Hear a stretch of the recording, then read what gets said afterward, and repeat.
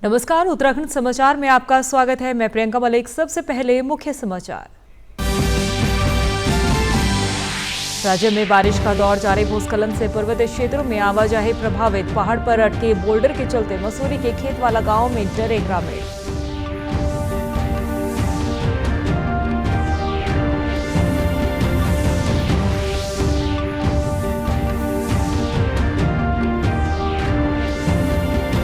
मुख्यमंत्री पुष्कर सिंह धामी अल्मोड़ा के जागेश्वर धाम से करेंगे लोक पर्व हरेला की शुरुआत। प्रस्तावित दौरे की तैयारियों में जुटा जिला प्रशासन।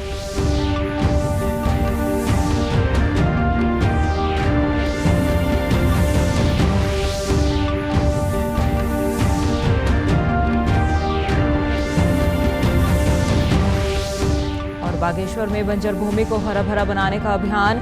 बरसात में पौधरोपण के साथ पौधों के संरक्षण के लिए स्थानीय महिलाओं ने संभाली जिम्मेदारी।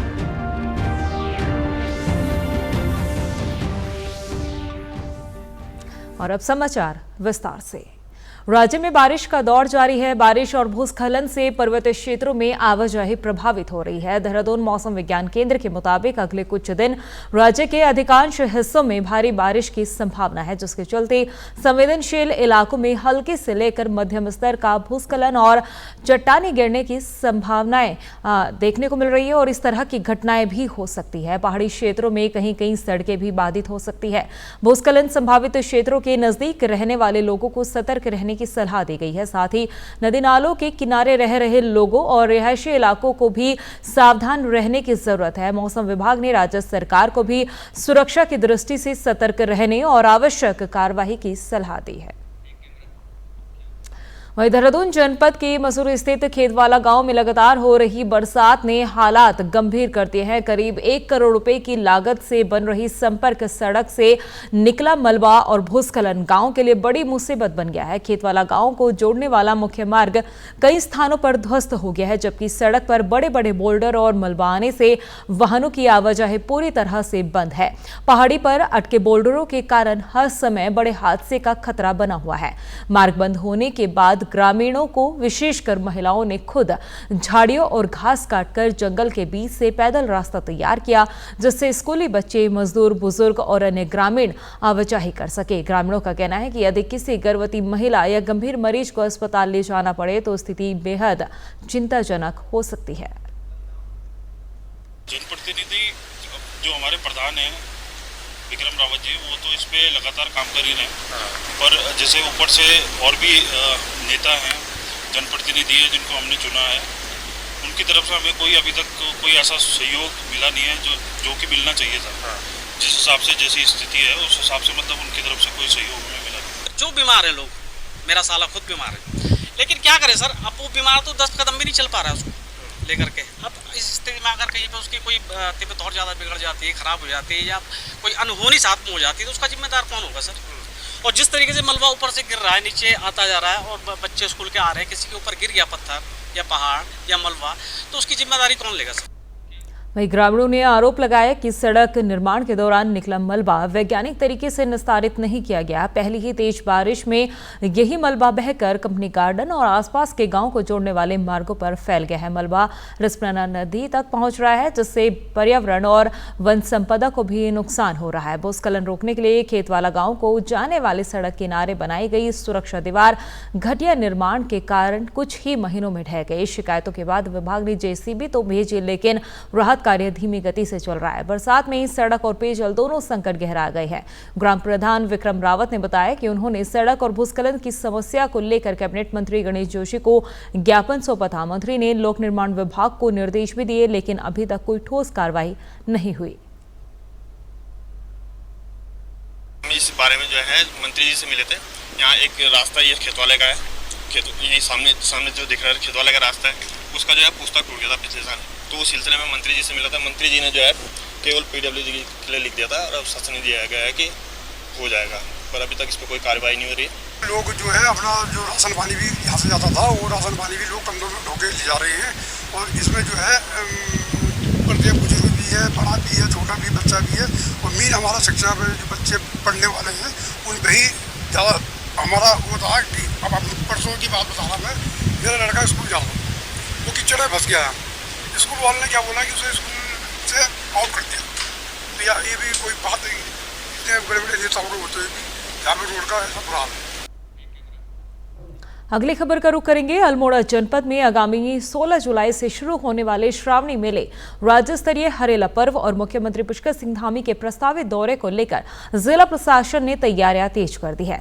जिलाधिकारी अंशुल सिंह ने जागेश्वर, वृद्ध जागेश्वर और गरुड़ा बांज पहुंचकर तैयारियों का जायजा लिया। उन्होंने अधिकारियों को सभी व्यवस्थाएं तय समय पर पूरे करने के निर्देश दिए हैं। जिलाधिकारी ने सबसे पहले वृद्ध जागेश्वर मंदिर में पूजा अर्चना की। इसके बाद उन्होंने मुख्यमंत्री के प्रस्तावित दौरे को देखते हुए मंदिर परिसर की साफ सफाई, सुरक्षा, यातायात और अन्य तैयारियों की समीक्षा की। जिलाधिकारी ने पार्किंग, पेयजल, बिजली, सफाई, सुरक्षा, यातायात व्यवस्था, चिकित्सा सुविधा और श्रद्धालुओं के लिए की जा रही तैयारियों की जानकारी ली। उन्होंने सभी विभागों से आपसी तालमेल के साथ काम करते हुए समय पर तैयारियां पूरी करने को कहा। 16 तारीख को माननीय मुख्यमंत्री के द्वारा हरेला जो पर्व है वो स्टेट लेवल का जो प्रोग्राम होता है वो अल्मोड़ा में यहाँ गरुड़ा बाग में किया जाएगा। साथ ही साथ हमारा जो जागेश्वर का सावन का मेला है उसका भी उद्घाटन है, तो उसके बाद वहाँ भी प्रतिभाग किया जाएगा। आज हम लोग यहाँ व्यवस्था देखने आए थे, जो इश्यूज़ हैं कि कहाँ हमारा मंच सेटअप होगा, कहाँ हमारे वृक्ष लगाए जाएंगे, इसके साथ साथ मंदिर में क्या व्यवस्था होनी चाहिए। जितने भी प्रतिनिधि मंडल हैं, चाहे वो व्यापार के हों, चाहे वो पुजारी हों, चाहे वो जो फंड लगाने वाले हों, उनकी समस्याएं सुनी और हमने कोशिश करी है कि इन सभी का हल निकाल सकें। बागेश्वर में बरसात के दौरान बंजर भूमि को हरा भरा बनाने के लिए पौधरोपण अभियान चलाया जा रहा है। पर्यावरण संरक्षण एवं संवर्धन समिति और रेड क्रॉस समिति ग्रामीणों को साथ लेकर पौधरोपण कर रही है। इस कड़ी में वृक्ष मित्र किशन सिंह मल्डा के नेतृत्व में मनकोट और छाती क्षेत्र के में पौधे रोपे के किशन सिंह ने बताया कि घटता वन क्षेत्र और जल स्रोतों के संरक्षण को देखते हुए सामूहिक जन भागीदारी से पौधरोपण अभियान को आगे बढ़ाया जा रहा है।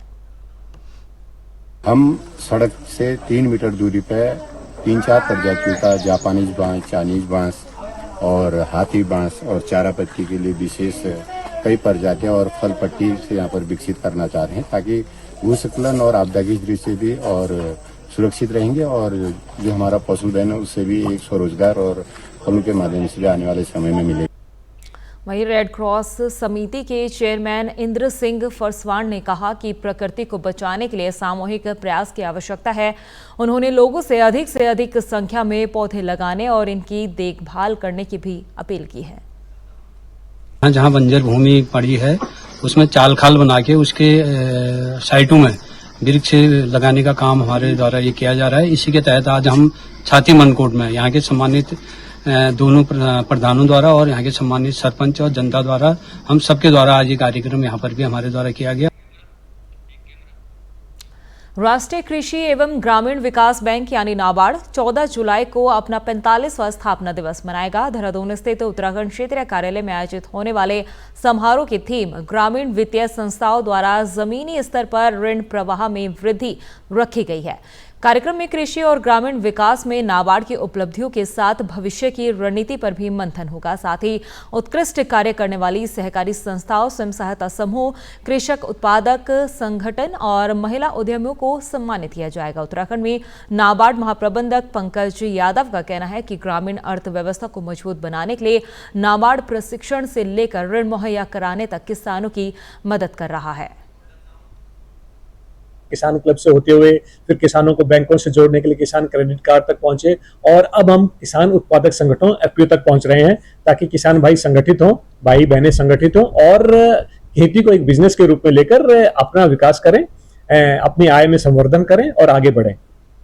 वहीं नाबार्ड महाप्रबंधक पंकज यादव का कहना है कि ग्रामीण महिलाएं स्वयं सहायता समूह से जुड़कर आत्मनिर्भर बन रही है।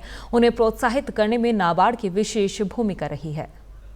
विश्व का सबसे बड़ा वित्तीय समावेशन का कार्यक्रम 1992 के अंदर नाबार्ड द्वारा शुरू किया गया, वो था स्वयं सहायता समूह। स्वयं सहायता समूह के माध्यम से हमने ग्रामीण बहनों को जोड़ना शुरू किया। आपको विश्वास नहीं होगा कि वो जो समय था उस समय इन बहनों का बैंकों में खाता तक नहीं खुल पाता था, बैंक खाता नहीं खोल पाते थे। ऐसा नहीं कि बैंक खोलना नहीं चाहते थे, पर ऐसा विश्वास नहीं हो पाता था कि जो ग्रामीण महिलाएं महीने के 5 रुपए 10 रुपए मुश्किल से जोड़ती हैं, क्या वो बैंकिंग कर पाएंगी। आज ये बताते हुए हर्ष हो रहा है कि करोड़ों समूह बने हुए हैं और उनकी महिलाओं के बचत खाते में ही 1 लाख करोड़ से ज्यादा तो उनके बचत खातों के अंदर पैसा जमा है। यानी कि वो जो अपने कार्य कर रही हैं, लोन ले रही हैं, आगे बढ़ रही हैं, उसके अलावा सिर्फ इतना तो उनके खातों में जमा है।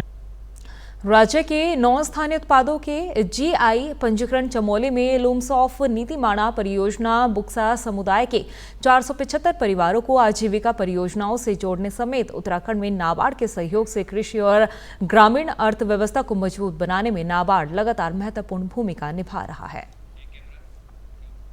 फिलहाल समाचारों में इतना ही। दूरदर्शन समाचारों से जुड़े रहे और अब होगी आपसे शाम 6:30 बजे के बुलेटिन में मुलाकात। तब तक के लिए नमस्कार।